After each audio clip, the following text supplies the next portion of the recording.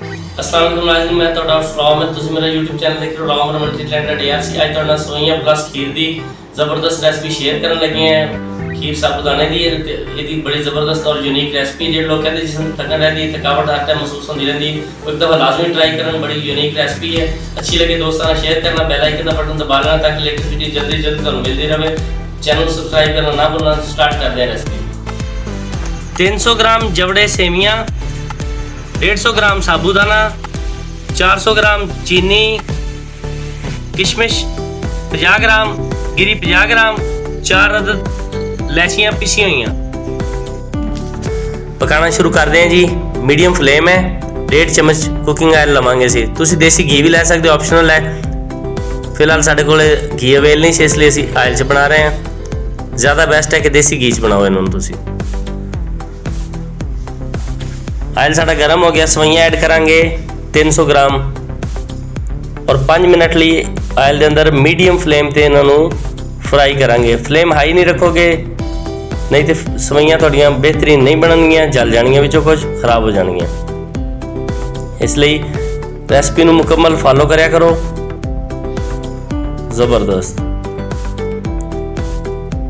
देखो खुशबू आ रही है माशाल्लाह, देख लो। लोग चेक करते रहो, कलर थोड़ा थोड़ा चेंज होने लग गया है माशाल्लाह जी माशाल्लाह। फाइनल लोग चेक कर लो, 5 मिनट हो गए ना बनाई होंगे। कलर देखो डार्क हो गया है। 2 लीटर उबलिया दुध पहले तो उबाल के रखा सी, फुल फैट ये अंदर जाएगा। 2 लीटर दुध ची तैयार होंदियां ने। ज़बरदस्त 2 लीटर दुध ये अंदर ऐड करता है और साबूदाने नूं 1 लीटर पानी से उबाल दूसरे चूल्हे पर रखता उबालन लई।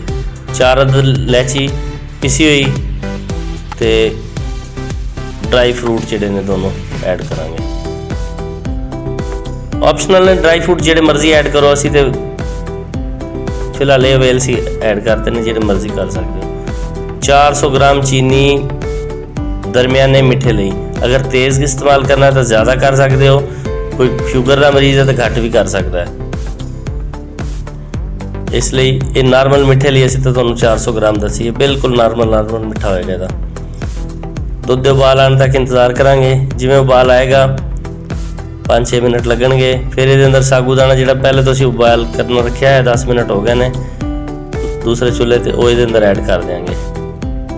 है जी 10 मिनट हो गए ने साबूदाने ने। देखो जी इस तरह की लोक दी उन्होंने ऐड करता। 1 लीटर पानी से असीं उन्होंने उबालिया, ये अंदर ऐड हो गया।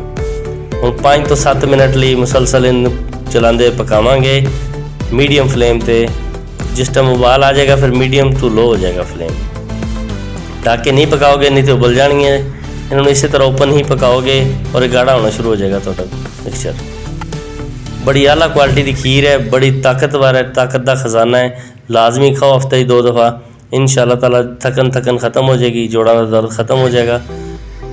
इनू खीर के नाल दवाई समझ के खाओ, बड़ी आला क्वालिटी की चीज़ है। देखो जी पकन लगी माशाल्लाह, देखो थिकनेस चेक करो माशाल्लाह जी माशाल्लाह। ज़बरदस्त लाजमी ट्राई करना। अच्छी लगे दोस्तों नाल शेयर करना, चैनल को सबसक्राइब करना, बैल आइकन का बटन दबा लेना ताकि लेटेस्ट वीडियो जल्दी तो जल्दी तुहानूं मिलती रहे। ये तुहाडा प्यार हुंदा है। देखो जी माशाल्लाह ये 6-7 मिनट हो गए ने। देखो फाइनल लुक तुहानूं चेक कराने दी माशाल्लाह जी माशाल्लाह। देखो फुल थिकनेस हो गई है क्योंकि ठंडियां होने तो बाद मज़ीद थिकनेस होएगी। तुहाडे सामने गार्निश करते हैं। देखो जी ड्राई फ्रूट नाल गार्निश करके रखियां ने। अच्छियां लगन ट्राई करना। मिलते हैं एक न्यू वीडियो। अल्लाह हाफिज़।